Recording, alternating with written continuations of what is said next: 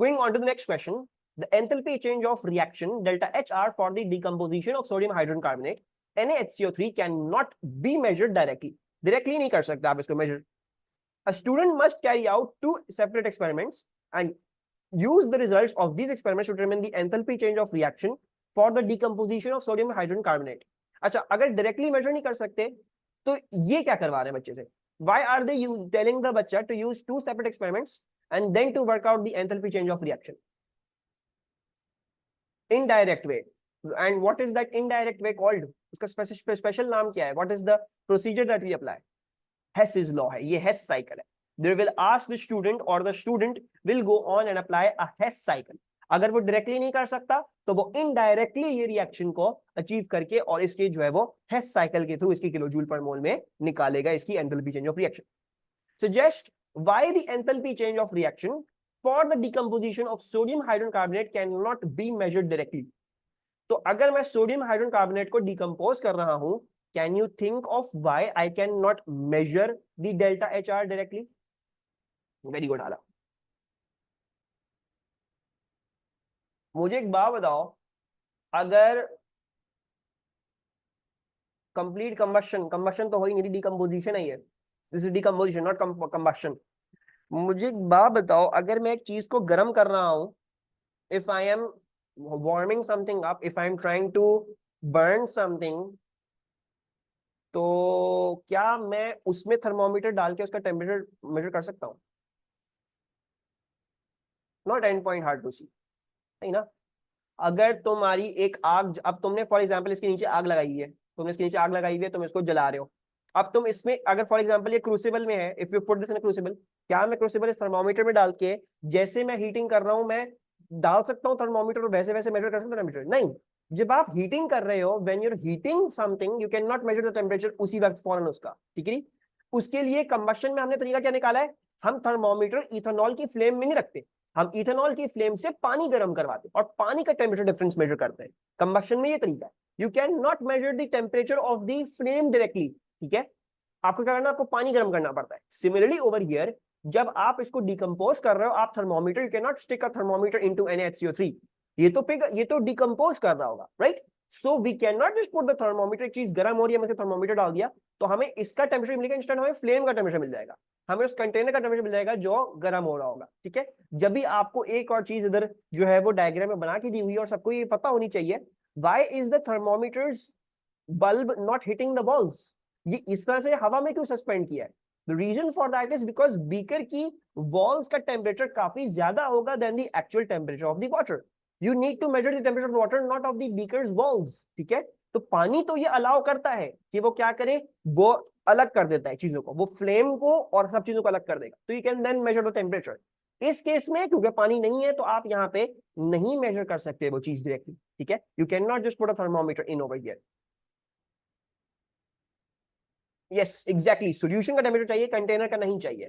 So the answer to this is going to be, it is very impossible to measure the temperature change directly during heating. अगर आप इस चीज को गर्म कर रहे हो तो क्योंकि वो कंटेनर भी साथ साथ गर्म हो रहा है तो उसमें थर्मोमीटर स्टिक करके हम नहीं कर सकते हैं उसका टेम्परेचर चेंज पॉइंट से major. In both experiments, the student used a weighing board. A weighing board is a small vessel used to contain small samples when they are weighed. Reaction between sodium carbonate and dilute hydrochloric acid aqueous. Experiment 1 ये sodium carbonate और hydrochloric acid के बीच में reaction करवाया. The student added approximately 3 grams of Na2CO3 to a weighing board and accurately measured the combined mass of the weighing board and Na2CO3. This mass was recorded in table 1.1. The student used a measuring cylinder to measure 50 cm cube of 2 mole per dm cube HCl aqueous. The experiment was carried out and the results were recorded in table 1.2. The student reweighed the emptying board and recorded the mass in table 1.1. ठीक है. तो student ने क्या किया है, उसने 3 ग्राम Na2CO3 weighing board में निकाला और उसने जो है वो क्या किया है, उसने बड़े एक्यूरेटली वो मास रिकॉर्ड कर लिया इन द टेबल. ठीक है. So the mass of weighing board and Na2CO3, mass of empty weighing board after addition of Na2CO3, तो रह जाने वाला मास 0.97 था. So what was the mass of Na2CO3 added? 4.15 minus 0.97. ठीक है. We can subtract these two values to work out what was the actual mass added. तो क्या मास add हुआ है इधर? Can you calculate this? 3.18. So he has added a mass of 3.18, ठीक है, उसने 3.18 का मास ऐड किया। उसने पहले वेइंग बोर्ड का निकाला Na2 से, फिर उसने खाली कर दी वेइंग बोर्ड और फिर से मास लिया ताकि आपको एक्चुअल मास मिल जाए जो सॉल्यूशन में गया। अच्छा, ये कर लिया उसने। फिर उसने क्या किया, student used a measuring cylinder to measure out 50 cm cube of 2 mole per dm cube HCl। 50 cm cube, what assumption will we take? What does that point to? इस सॉल्यूशन का मास कितना होगा? एंथैल्पी चेंजेस वाली जो questions होंगे इसमें you will always have to take that assumption कि जो भी आपकी वॉल्यूम है उसको अगर आप ग्राम में एक्सप्रेस कर लोगे तो वो उसका उस सॉल्यूशन का मास हो जाएगा, ठीक है। चलिए फिर आगे चलते हैं। Experiment was carried out. अच्छा, कौन सी एक्सपेरिमेंट थी ये हमें नहीं बताया, ये हमें अभी डिड्यूस करना है एक्सपेरिमेंट कैसी होगी, और एक्सपेरिमेंट ज्यादातर ऐसी ही होती है, ठीक है। हम ये देखते हैं। The student reweighed the empty board, a weighing board and record the mass in table 1.1 उसने कर दिया, और टेबल 1.2 में उसने क्या कर लिया, उसने ये एक्सपेरिमेंट करी है 0 1 2 3। 0 पे 20 था, 2 पे 1 पे 19.8, 2 पे 19.8, 3 पे 19.8। फिर 4th मिनट इसने ब्लैकआउट किया हुआ, इसने इसकी रीडिंग नहीं ली। 5 पे एकदम से टेम्परेचर 24.6 हो गया, 6 पे 24.7, देन 7 पे 24.5 and so on so forth. What do you think happened at the 4 minute वाला मार्क? 4 मिनट वाले मार्क पे क्या हुआ है? पहले टेम्परेचर 19.8 तक चल रहा था, फिर एकदम से 4 मिनट वाले मार्क की इसने रीडिंग नहीं ली, और फिर आगे वाले टेम्परेचर एकदम से बढ़ गए। Temperature definitely the temperature increase, ये तो नजर आ रहा है temperature increase. What happened at the 4 minute वाला mark? He added Na2CO3 to the solution. ये जो सारी रीडिंग्स ले रहा था, the readings that he took all the way over here, these were to make sure that the solution was at a constant temperature before I added Na2CO3. So to make sure solution is at constant temperature before Na2CO3 is added, तो उसने पहले जो ये temperature की readings लिए 0 से लेकर 3 minutes की, वो इसलिए लिए ताकि वो मेक श्योर कर ले उसका टेम्परेचर कांस्टेंट रह रहा है, एनवायरनमेंट में ज्यादा फ्लक्चुएशन तो नहीं हो रही, पानी का टेम्परेचर बहुत ज्यादा चेंज तो नहीं कर रहा। पहले मेरा टेम्परेचर कांस्टेंट है, जब उसको तसल्ली हो गई ठीक है मेरा टेम्परेचर कांस्टेंट था, उसने इस पे क्या किया, इस 4th मिनट पे he has added Na2CO3। What kind of reaction is this? 5 to 10 एकदम से टेम्परेचर बढ़ गया, इस रिएक्शन को कैसे डिस्क्राइब करूंगा, एक्सो या endo? This is an exothermic reaction, इसने एनर्जी रिलीज करी, टेम्परेचर आपकी सॉल्यूशन का बढ़ गया है, so this is an exothermic reaction. तो then 4 minutes onward you had an exothermic reaction, सही है। अच्छा, then outline how the student carried out step 3 of the experiment. You may find it helpful to write your answer as a series of small steps. तो वो कह रहे हैं step 3 हमने यहाँ पे तक बता दिया। पहले उसने टेम्परेचर मेजर किया, पहले मेक श्योर किया कांस्टेंट हो गया टेम्परेचर, फिर उसने 4th मिनट वाले मार्क में क्या किया है, Na2CO3 झोंका है, उसने उस वक्त रीडिंग नहीं ली, और फिर उसने 5th 6th 7th 8th 9th minute 10 minute आगे उसने क्या किया, उसने रीडिंग ले लिया। अच्छा, अब हमें इधर कितने गेन करने मार्क्स? हमें इधर 3 मार्क्स गेन करना है, और हमने इधर अपैरेटस भी बनाना है, ठीक है। अब लेट्स डिस्कस इसका अपैरेटस कैसे बनेगा, और इस बच्चे ने क्या क्या रीडिंग्स ली हैं और क्या क्या चीजें इसने करी हैं। अच्छा, so let's draw the apparatus. Apparatus for enthalpy changes of neutralization, or if you're adding something to something else, ठीक है जी, तो ज्यादातर उसका apparatus ऐसे ही बनेगा। जब आप कोई चीज एसिड में डाल रहे हो या अल्कली एसिड में डाल रहे हो, कोई भी ऐसे कर रहे हो, कंबशन का एक सेपरेट है, कंबशन का वैसे बनता है, इन चीजों का ऐसा बनता है जिसमें you're reacting some reactant with another reactant, ठीक है जी। तो उसका अगर हम टेम्परेचर चेंज मेजर करना चाह रहे हैं तो उसका ज्यादा apparatus हमारे पास ये होता है। अब वो apparatus कैसा दिखता है, आप लोगों ने बहुत दफा किया है अपने प्रैक्टिकल P3 में, ठीक है। So what did you do, you took a styrofoam cup, आपने एक स्टायरोफोम कप लिया, सही है, ठीक है। फिर आपने क्या किया, आप ये कर सकते हो कि आप इस स्टायरोफोम कप के अराउंड एक और स्टायरोफोम कप बना लो, ठीक है जी, उसको इंसुलेशन दिखाने के लिए। वरना आप लोगों ने शायद हो सकता है P3 में ये भी किया हो कि आपने इसके अराउंड बीकर रख दिया, you might have put a beaker around it. Two beaker क्यों डाल रहे हैं वैसे बाय द वे, एक और स्टायरोफोम कप या बीकर इस्तेमाल करने की जरूरत क्या थी? Hold, not to hold, not to hold, insulation. Yes, the beaker is to insulate. नहीं spillage नहीं, it's to insulate. The beaker is to insulate. इस स्टायरोफोम कप के राउंड स्टायरोफोम कप लगाओगे या इसके राउंड बीकर लगाओगे, और तो इसका मतलब है आप इंसुलेट करना चाह रहे हो, ठीक है जी। You're trying to prevent heat loss, you're trying to insulate it, ठीक है। अच्छा, अब इस स्टायरोफोम के कप के अंदर आपका HCl है जो ऑलरेडी था अंदर, दिस इज HCl और ये आपका बीकर है। जब वो बोले ना ड्रॉ अ डायग्राम, हर चीज लेवल भी करके आओ, ठीक है, सुस्ती नहीं करो, मार्क्स गेन करने हैं तो सुस्ती नहीं चलती, ठीक है, पेपर में सुस्ती नहीं चलनी चाहिए, सब कुछ लेवल करके आ जाओ जो समझ में आ रहा है। ये स्टायरोफोम कप है और last thing is we need to use a thermometer. नहीं, मेजरिंग सिलेंडर से क्यों डालोगे, मेजरिंग तो मास मेजर कर लिया ना N2CO3 का, तो वो तो कर लिया, और वो मेजरिंग सिलेंडर ऑलरेडी बता चुके हैं, हमें सिर्फ apparatus बताना है जिसमें हम टेम्परेचर रिकॉर्ड कर रहे हैं, उससे पहले जो भी किया है वो ऑलरेडी बता चुके हैं, so we don't need to do that. अच्छा, बाकी जो है वो हम थर्मोमीटर बनाएंगे।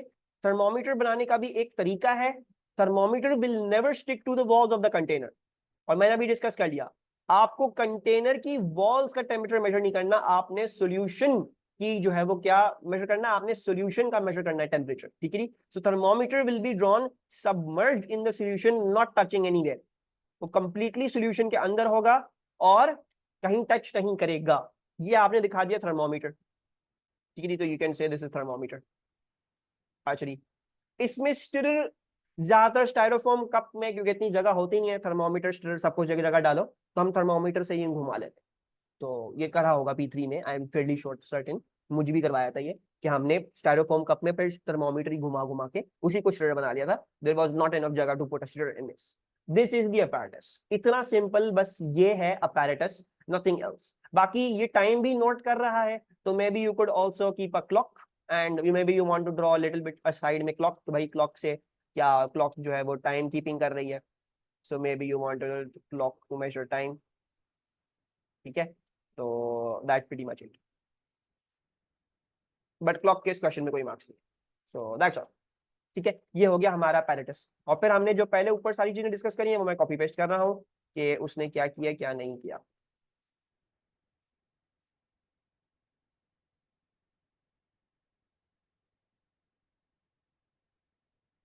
इतनी जल्दी क्लास कैसे निकल जा रही है तुम लोगों की? How is it 4:23 already? The pad is set up as shown. The student measures the temperature every minute. He waits for the first 3 minutes to get a steady initial temperature and then adds the Na2CO3 to the solution at 4 minutes. ठीक है, तो जैसे मैंने discuss किया था वही मैंने बात यहाँ पे लिख दी है। कोई परेशानी इस स्टेप में, इस वर्किंग तक? Any confusions?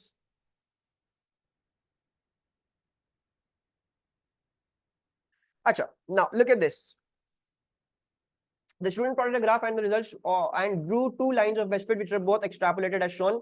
ये लाइन ऑफ बेस्ट फिट इसने एक्सट्रैपोलेट कर दी और वो लाइन ऑफ, देखो इसने क्या किया है, look he has extrapolate line, इसकी पॉइंट्स आ रहे थे, इसने इन पॉइंट्स को एक्सट्रैपोलेट किया और पीछे की तरफ ले गया, इसने एक्सटेंड कर लिया अपने पॉइंट्स, और इसने यहां से भी लाइन को थोड़ा सा एक्सटेंड किया हुआ है, ठीक है।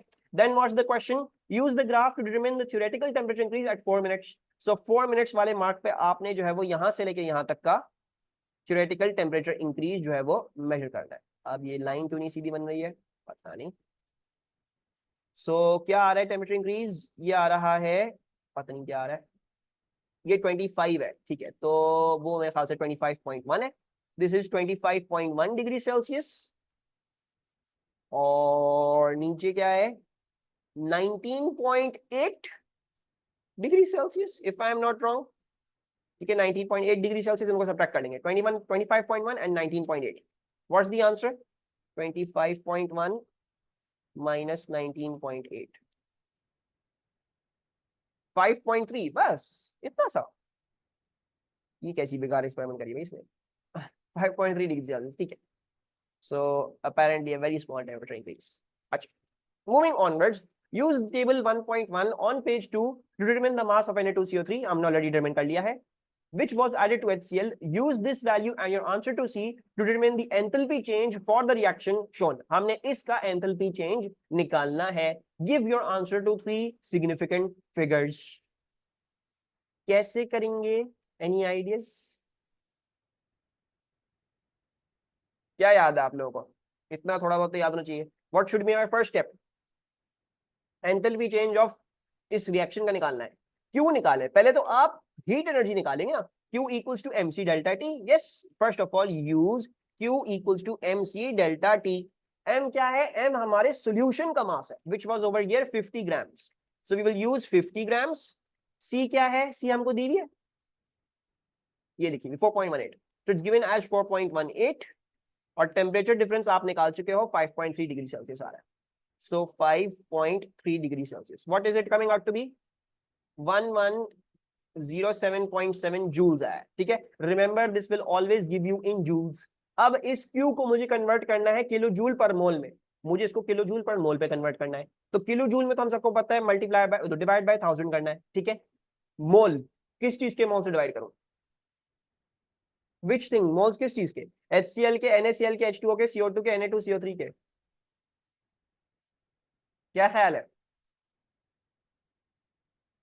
किस चीज के मोल्स निकालेंगे हम?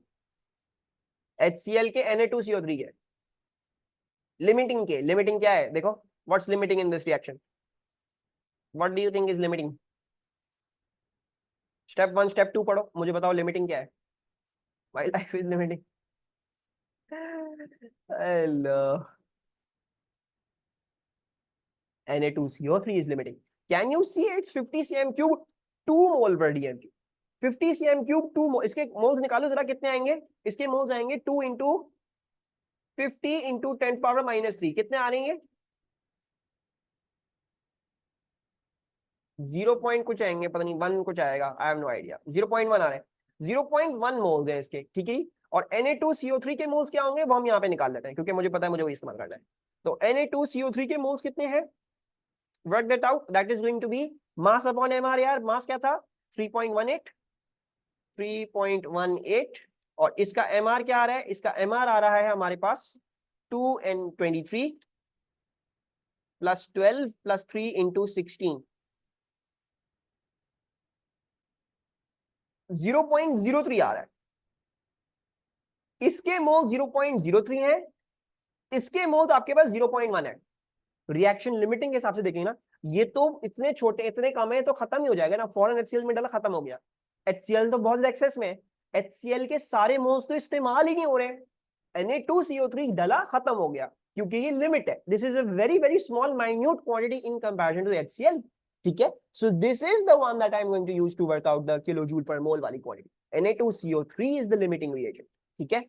Now we can do what? We can work out the Q in kilojoule per mole. 1107.7 divided by 1107.7 kilojoule per मोल है ना. तो इसको हम कर लेते हैं डिवाइडेड बाय द मोल्स, मतलब इनटू 10 to power -3 कर लेते हैं to make it into kilojoules and then let's divide by the moles. The moles is 0.03. Mariam, did I answer your question? 36.923, ठीक है. दूसरी एक बहुत इंपॉर्टेंट बात जो मैंने आपको बताई थी, एक्सो एंडो, ये आपने फिर जो है वो डिड्यूस करना है फ्रॉम द रिएक्शन, ठीक है. This reaction was in exo, so this means this is going to be written as an minus. So your answer is going to be -36, और मेरे ख्याल से 3 बोला हुआ था, -36.9 किलो जूल पर मोल इज माय आंसर. ये समझ में आया? लिमिटिंग क्यों लेते हैं? लिमिटिंग वो है ना जो खत्म हो गया. मेरे बच्चा देखो 0.03 और 0.1 जब रिएक्शन होगा 0.03 पहले इस्तेमाल हो जाएगा ना, खत्म हो जाएगा. 0.1 तो एक्सेस में है. इट इज द वन जो पूरा उसको खत्म करके भी फिर भी बच जाएगा, ठीक है. तो मुझे एक बात बताओ, it's not into 1000, it's into 10 to power -3, यानी मतलब डिवाइड बाय 1000, ठीक है. सो मुझे एक बात बताओ, जो लिमिटिंग में होगा वो खत्म हो जाएगा ना, एक्सेस वाला तो रह जाएगा. It is the one that is going to remain, है ना. तो जिसकी वजह से रिएक्शन खत्म हो जाएगा उसके मोल्स लोगे ना to calculation. You are not going to use the excess वाला. एक्सेस वाला तो पूरा रिएक्ट ही नहीं करा, तो उसके मोल्स तुम्हें गलत मोल्स देंगे ना फिर further. They will give you a false stoichiometry. वो तो अभी भी सॉल्यूशन बचा हुआ, उसने पूरा रिएक्शन करा ही नहीं है. लिमिटिंग वाला है वो पूरा रिएक्ट करके खत्म हो गया सॉल्यूशन में. It was completely used up. So you will do the stoichiometry with regards to limiting reagent, ठीक है. No problem.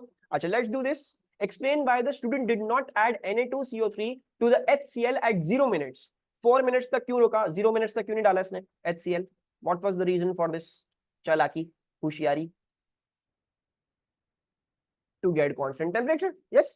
To let the solution let the solution reach room temperature and pressure, and so that the initial temperature is steady, it's constant. ठीक है? It's not a fluctuating temperature. जो हम already discuss कर चुके हैं. Yes, to allow it to equilibrate with the surroundings.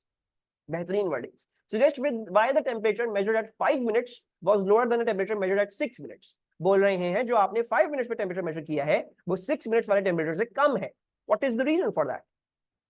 5 minutes वाला temperature तो ज्यादा होना चाहिए था ना, क्योंकि तुम्हारी एक्सट्रापोलेशन वाली लाइन तो तुम्हें ये बोल रही है ज्यादा होना चाहिए था, तो ये कम क्यों आ रहा है यहाँ पे?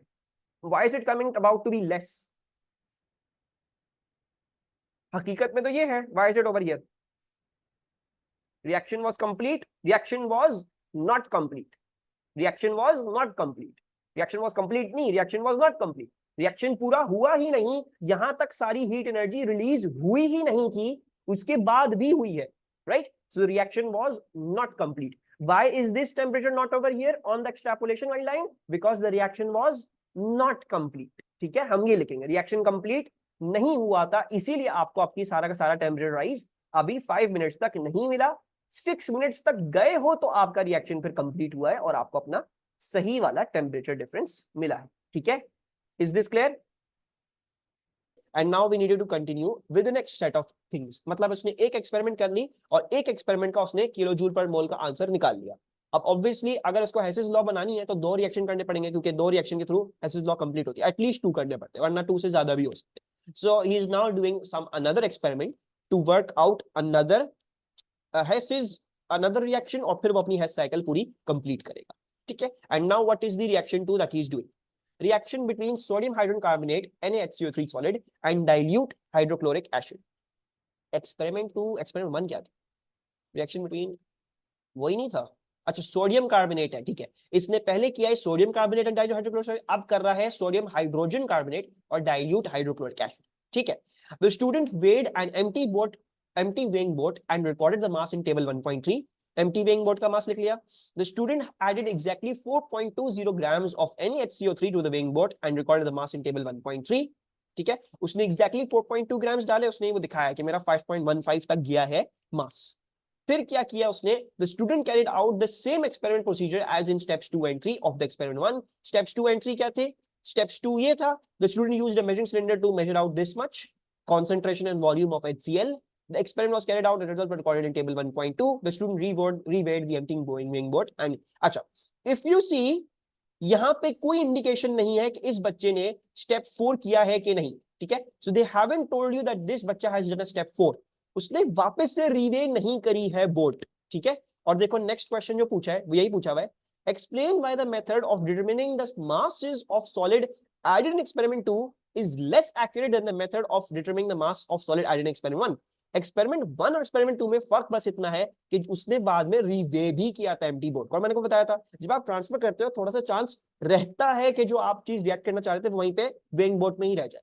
तो just measure it once again just to make sure कि भाई मैंने एक्चुअली में क्या ट्रांसफर किया। अब क्योंकि इस बच्चे ने दोबारा से रीवे नहीं करी और ये बोल रहा है कि इसका मास जो है वो 4.2 ग्राम्स आ रहा है, सो इट्स ओके। लेकिन इसमें इतनी डिस्क्रिपेंसी यानी 4.18 ग्राम्स तक या 4.16 ग्राम्स तक ये वैल्यू हद जा सकती है, बिकॉज हो सकता है वेइंग बोट में 0.02 ग्राम्स या 0.04 ग्राम्स रह गया हो। So therefore this method is not as reliable as the reweighing the weighing boat. उसको दोबारा से उसका वेट मेजर करना जरूरी होता है ताकि जो भी ट्रांसफर हुआ है और जो रह गया है वो पता चल जाए, so that you can work out the accurate mass that was transferred. ये बात समझ में आई? So he made a mistake in when performing experiment 2। All the experiment में उसने सही किया था, लेकिन experiment 2 में उसने रीवे नहीं किया चीज को।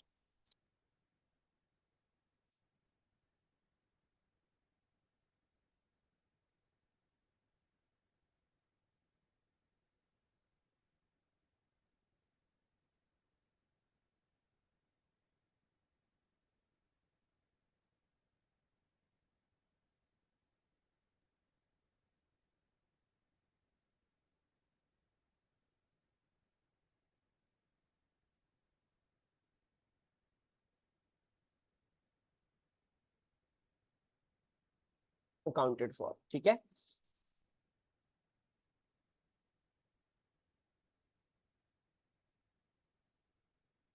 अच्छा, moving onwards, in experiment 2 a 50 cm cube measuring cylinder was used to measure 50 cm cube of HCl aqueous।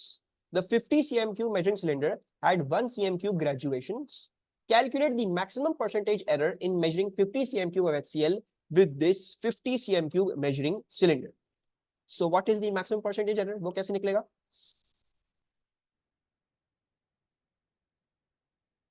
0.5 divided by 50 into 100. Yes, so it shall be 0.5 divided by 50 into 100. And if you're not understanding why 0.5, I told you that the uncertainty in a measuring instrument is always half the smallest graduation.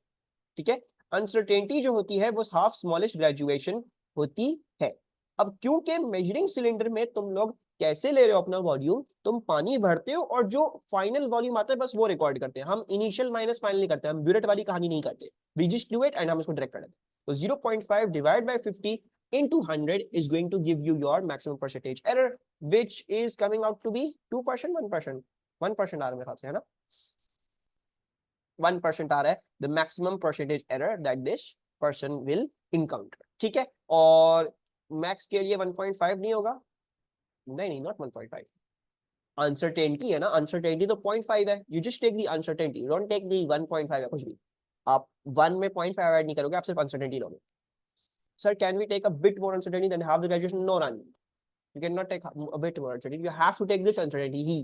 ठीक है, वो गलत हो जाएगा. तुम्हारी logic क्या है, bit more uncertainty.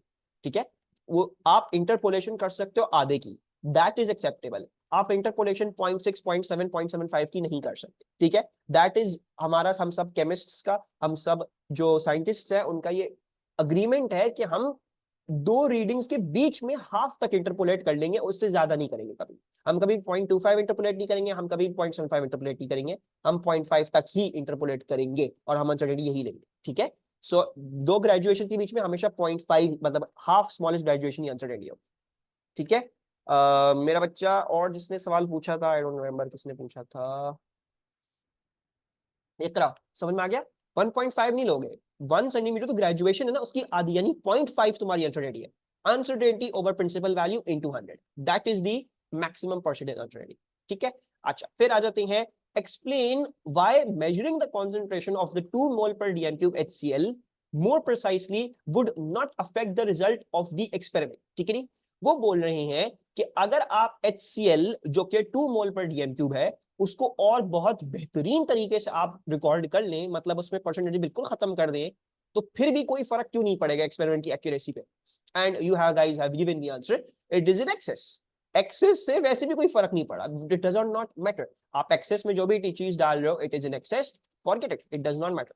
So HCl is in excess, it does not matter. उसको कम डाला था 2 मोल पर ड्यू वैसे ही बहुत ज्यादा. Suggest what the student should change to reduce the percentage uncertainty associated with the temperature readings without changing the apparatus. apparatus को change किए बगैर कैसे वो परसेंटेज अनसर्टेनिटी कम कर सकता है टेम्परेचर की रीडिंग्स पे. Take larger range of temperature. how will he get a larger range of temperature? Insulation, apparatus को change नहीं करना, he doesn't have to change the apparatus. Okay, now there are many ways that this person can do that. ठीक है, बहुत सारे तरीके हैं जिसमें ये कर सकता है इसको. दो तरीके में डिस्कस कर रहा हूं. Suggest what the student should change to reduce the percentage error associated with the temperature readings without changing the apparatus. ठीक है, अच्छा अब टेम्परेचर रीडिंग्स किस किस चीज से अफेक्ट होती है, लेट्स थिंक ऑफ दैट. सबसे पहले तो ये सोचना, temperature readings what are they being affected by. ठीक है, किन किन चीजों से ये अफेक्ट हो रही है हमारी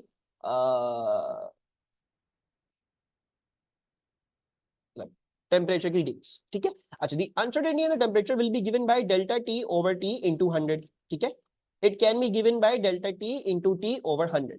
now what do we need to understand, अगर तो मुझे इसकी परसेंटेज अनसर्टेनिटी इन टी वो रिड्यूस करनी है, if I want to reduce it, so I have two possibilities.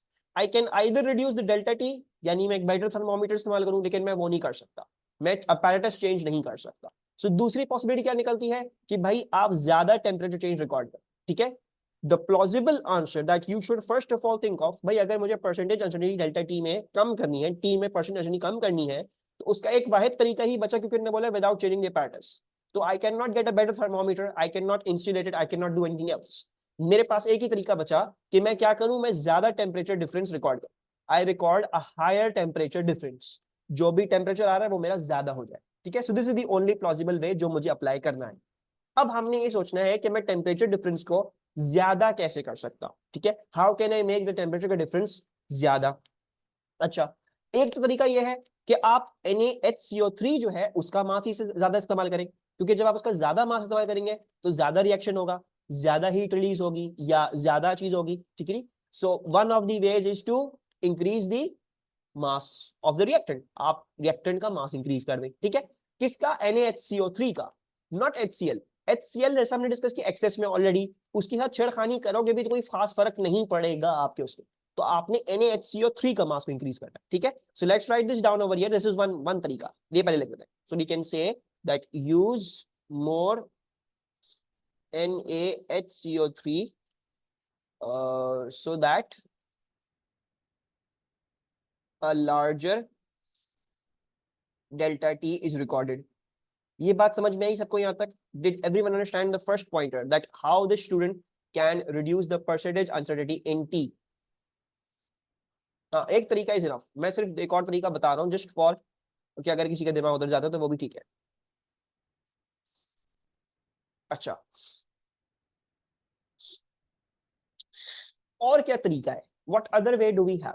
Delta T, ठीक है, लार्जर डेल्टा टी, बिकॉज देखो Q equals to MC delta T में क्या जाएगा? डेल्टा टी जाएगा ना, हमारा गर्ज जो है वो टी के साथ है, नॉट विद, और डेल्टा टी क्या है? डेल्टा टी वो है चेंज इन टेम्परेचर, ठीक है। तो इधर भी डेल्टा टी, ये डेल्टा टी हो जाएगा। वो लिखता तो कुछ ज्यादा ही कंफ्यूज जाता है, इसलिए मैंने बस डेल्टा टी ओवर टी लिख दिया, ठीक है।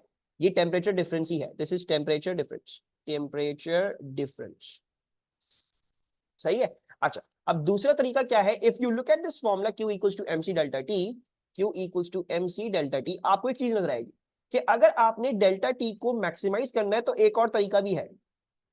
एक तो तरीका आपने लिख लिया, Na2CO3 का ज्यादा मास इस्तेमाल करो ताकि ज्यादा हीट एनर्जी रिलीज हो, तो ऑटोमेटिकली तुम्हारा डेल्टा टी ज्यादा आ जाएगा। The other way is you can see that mass is inversely proportional to delta T। तो अगर आप मास को कम कर लोगे तब भी डेल्टा टी ज्यादा आएगा। मास कैसे कम होगा? ये मास क्या जाता है? मास होता है सॉल्यूशन का, जो भी सॉल्यूशन का मास है। तो basically you can say use less volume as well, तो use less volume of solution, इससे भी आपका टेम्परेचर डिफरेंस ज्यादा हो जाएगा। So these are two plausible ways by which you can receive the 1 mark in this answer। या तो NaCO3 इस ज्यादा इस्तेमाल कर लो, ज्यादा इस्तेमाल करोगे ज्यादा हीट एनर्जी होगी, ज्यादा टेम्परेचर जाएगा, इजी पीजी स्ट्रेट फॉरवर्ड। वरना दूसरा तरीका क्या है? जो तुम सॉल्यूशन का वॉल्यूम इस्तेमाल कर रहे हो उस वॉल्यूम को कम कर लो।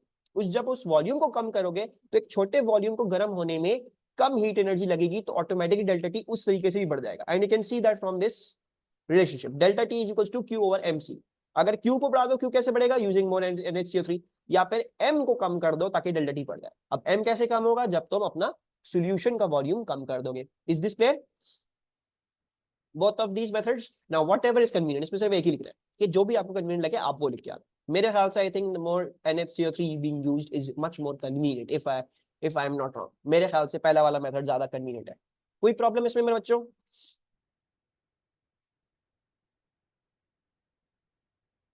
Okay, moving onwards. The student used for the results from experiment 2 are correctly determined the enthalpy change for the reaction between NaCO3 and HCl is found to be plus 24.2 kilojoule per mole. What does this mean? Plus 24.2 kilojoule per mole endo. This is an endothermic reaction and this is different to what you saw before। आपका पहला वाला reaction एक्सो था, ये वाला reaction endo है। आपसे बोल रहे हैं sketch a graph to show the expected result of experiment 2। अब मुझे बनाना है एंडो। एंडो क्या करता है? हीट एनर्जी एब्जॉर्ब करता है। तो अब कैसा बनेगा मेरा? मेरा ऐसा बनेगा कि मेरे पास पहले एक स्टेडी टेम्परेचर होगा, फिर एकदम से मेरा टेम्परेचर डिक्रीज कर जाएगा, ठीक है। 4 मिनट्स तक बनाते हैं, 4 मिनट्स तक इसको बनाते हैं बस। तो पहले मेरे पास ज्यादा टेम्परेचर होगा, ठीक है, फिर एकदम से ड्रॉप करेगा 4 मिनट्स पे, और फिर ये वापस से ऑब्वियसली जब ड्रॉप करेगा तो हीट एनर्जी दोबारा से गेन भी करेगा सराउंडिंग से, so that it will start gaining temperature well. So this is going to be the curve for this, ठीक है। एक्सो के लिए क्या था? पहले कांस्टेंट, फिर एकदम से राइज कर गया and then it started to cool down, ठीक है। एंड फॉर एंडो 4 पर क्यों बनाया? बिकॉज हमारी एक्सपेरिमेंट यही थी। स्टेप 2 स्टेप 3 वही फॉलो है। 4 पे डाल रहा है, ये जो भी चीज डाल रहा है, he is putting it at 4 minutes, ठीक है। So I am therefore putting it in at 4 minutes ही। सो फर्स्ट कांस्टेंट, ठीक है, इसने नहीं डाला, फिर एकदम से जब इसने डाला एंडोथर्मिक रिएक्शन था, टेम्परेचर बहुत एकदम से गिरा, और फिर जैसे जैसे अब रिएक्शन जब हो जाएगा तो that will start coming back to room temperature, so therefore it is increasing back to room temperature, ये रूम टेम्परेचर तो जाएगा, ठीक है। तो graph will extend and go till over here, somewhere over here, उस वक्त जाएगा, ठीक है। दिस टेम्परेचर फॉर सराउंडिंग, ये this one is room temperature, this one is room temperature, ठीक है। और वो जो हीट एनर्जी अब्सॉर्ब होने के बाद जो नया टेम्परेचर आया, और फिर वो अब मतलब ये टेम्परेचर यहां से इंक्रीज करता करता करता करता करता करता इवेंचुअली रूम टेम्परेचर पहुंचेगा, ठीक है। तो रूम टेम्परेचर पहुंचने में फिर ये कौन हो जाएगा ऐसे, ठीक है।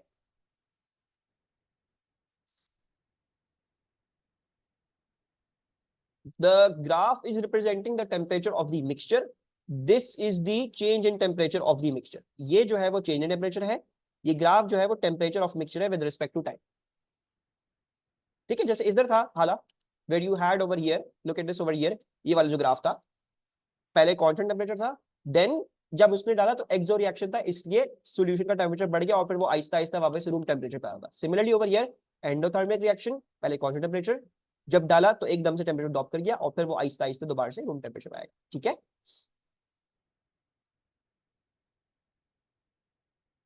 But why does it initially drop? Endo है, what does endo reaction do? Endo absorbs heat energy from the surrounding, है ना। तो सॉल्यूशन का टेम्परेचर गिरेगा ना जैसे रिएक्शन होगा। एक्सो था, एक्सो में बढ़ता है, हीट एनर्जी रिलीज होती है, एंडो में नीचे गिरता है, so therefore the reaction the temperature of the mixture drop. सबको ही समझ में आया ये ग्राफ? 2 मार्क्स का ये graph. Please repeat, endo absorb करेगा तो ड्रॉप क्यों हुआ? क्लियर भाई, एंडो एब्सॉर्ब कहां से कर रहा है? From where is the endo absorbing? अब एक मिक्सचर है तुम्हारे पास और यहाँ पे एक एंडोथर्मिक रिएक्शन हो रहा है, तो एंडो जो है वो मिक्सचर की हीट एनर्जी एब्सॉर्ब करेगा ना। The endo will absorb everything from the mixture. Mixture का टेम्परेचर गिर जाएगा ना, अगर थर्मोमीटर मिक्सचर में डाला हुआ है तो वो तो रिएक्शन ने एब्सॉर्ब कर ली सारी गर्माई, तो मिक्सचर का टेम्परेचर गिरेगा ना, राइट। एक्सो में एक्सो रिलीज करता है तो मिक्सचर का टेम्परेचर बढ़ता है, एंडो में वो मिक्सचर में से ही एब्सॉर्ब कर लेता है तो मिक्सचर का टेम्परेचर गिरता है। Endos will cause your mixture temperature to drop and exos will cause your mixture temperature to increase. Exo releases heat, endo absorbs heat. ठीक है, सो इस बात को पहले से ध्यान में रखो, ठीक है। अच्छा, फिर क्या है, आपने क्या किया था? आपने ये किया कि एंडोथर्मिक रिएक्शन है, एंडोथर्मिक रिएक्शन में आपका टेम्परेचर ड्रॉप करेगा, ठीक है। ये मैं यहाँ पे लिख देता हूँ, टेम्परेचर विल ड्रॉप। टेम्परेचर अगर ड्रॉप करता है तो फिर कैसा होगा भाई? ये मेरा पहले रूम टेम्परेचर पे लाइन जा रही थी, जैसे इसने इधर किया था एक्सपेरिमेंट, रूम टेम्परेचर पहले इसने 4 मिनट तक जाने दिया, तो मैंने भी रूम टेम्परेचर पे 4 मिनट तक जाने दिया, फिर उसके बाद मैंने NaHCO3 डाला, फौरन से एंडोथर्मिक रिएक्शन हुआ। एंडोथर्मिक रिएक्शन जब होगा तो ऑब्वियसली मेरा टेम्परेचर गिरेगा, मेरे सोल्यूशन का द टेम्परेचर फेल, टेम्परेचर गिरा। जब टेम्परेचर गिर गया अब ऑब्वियसली वापस रूम टेम्परेचर पे जाएगा, देखो इसका भी वापस से रूम टेम्परेचर पे जा रहा है, वापस इस टेम्परेचर पे आएगा 19.5 व्हाटएवर दिस वाज, वापस उधर तक आएगा, तो मेरा भी इधर से बढ़ के वापस से रूम टेम्परेचर पे जाएगा, ठीक है। So this is how I crafted this graph. अब कमेंट, अब ठीक है, किसी और को कोई confusion? No problem. Then use delta H from D and delta H2 from H to determine the enthalpy change of reaction delta HR for the decomposition of NaHCO3। अब हमने जो है, अब इन्होंने आपको एक हेस साइकिल बना के दे दिया और आपको बोला है भाई अब आप जो है वो रिएक्शन काट, ठीक है। एक काम करते हैं, हमने जो जो निकाला है वो पहले देख लेते हैं। NaHCO3 बिकमिंग NaCl, और ये मेरे ख्याल से ये दिया हुआ हमको, NaHCO3 बिकमिंग NaCl ये दिया हुआ, तो हमें दिया हुआ है डेल्टा H2 जो है वो प्लस 24.2 है, ओके। अब लुक एट दिस, यहाँ पे क्या है, यहाँ पे एक NaHCO3 था और एक ये एक यहाँ पे क्या है, दो दो दो दो दो, तो इसका मतलब क्या है, we need to multiply 24.2 by 2। this reaction is twice of delta H2, so this is 2 times 24.2, ये वाला पार्ट, ठीक है, दिस वाला पार्ट इज 2 times 24.2। और ये क्या है ये देख लेते हैं, हमने ये एक्सपेरिमेंट 1 में किया है। एक्सपेरिमेंट 1 में हमने क्या किया है, किधर है हमारी एक्सपेरिमेंट की क्वेश्चन? एक्सपेरिमेंट 1 की क्वेश्चन ये रही है ना, ये है ना। एक्सपेरिमेंट 1 में हमारा डेल्टा H आया -36.9। Experiment 1 was this 1 Na2CO3 reacted with everything ना, तो हम देख लेते हैं यहाँ पे कितने हैं, यहाँ पे भी 1 Na2CO3 ही है, 1 Na2CO3 reacted and form this, ठीक है, which is correct, yes. The one Na2Cl3 CO3 reacted with HCl and formed these three things, H2O CO2 as it is आ गया, उसका कोई मसला नहीं. अच्छा, यानी यहाँ पे मुझे एक ही दफा लिखना है, मेरा -36.9 एक ही दफा है. So this should be, this part over here should be -36.9. ठीक है, ये 2 times, ये -36.9. अब मुझे क्या करना है, I need to go from here to here. So the alternate pathway is to go from here to here and then from here to here. Now since these arrows की directions are compensating, आप इसकी direction as it is लोगे, यानी इसको positive में ही लोगे, और क्योंकि ये direction conflict कर रही है, वो बोल रही नीचे, ये जा रही है ऊपर, so therefore आप इसको as a positive लोगे, यानी आप इसको माइनस को फ्लिप कर लोगे, दोबारा से माइनस लगा के. So your delta HR is going to be, what is it going to be? It is going to be 2 times 24.2 minus then -36.9, जैसे आप करते हुए आ रहे हो हेसिस लॉ. बस फर्क ये है कि अब तुम्हें किलो जूल की वैल्यू ऐसी नहीं बताई हुई क्वेश्चन में, तुमसे एक्सपेरिमेंट के थ्रू निकलवाई है. 85.3 is coming out to be the, plus में आ रहा है हाला, हाँ प्लस में आ चाहिए वैसे तो, ठीक है, तो this will come out to be 85.3. Is this clear मेरे बच्चों, कोई प्रॉब्लम इसमें? This is the end of this monstrously big question जो एफ तक गया है. For some reason. Y is 24.2 multiplied by 2. मेरा बच्चा इधर देखो, तुम्हारा जो ये वाला रिएक्शन था ना experiment 2, look at the equation for experiment 2, that is 1 1 1 1 1, यानी it is per mole of 1 NaCO3, per mole of 1 NaCO3. तुम्हारे पास मसला क्या है इधर मिनाल, you've got 2 moles of NaCO3, that means that you'll have to take it 2 times 24.2 over here, because इधर 2 times that हुआ है. ठीक है, is this clear? आगे चलूं,